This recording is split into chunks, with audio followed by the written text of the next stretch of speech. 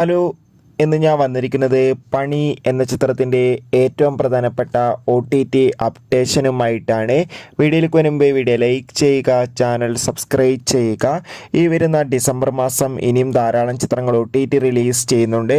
നമ്മുടെ ചാനൽ ഭാഗം പരിശോധിച്ചാൽ നിങ്ങൾക്ക് കാണാം. ജോജു, ജുനൈസ്, സാഗർ എന്നൊക്കെ പ്രധാന കഥാപാത്രങ്ങളായ ചിത്രമായിരുന്നു പണി.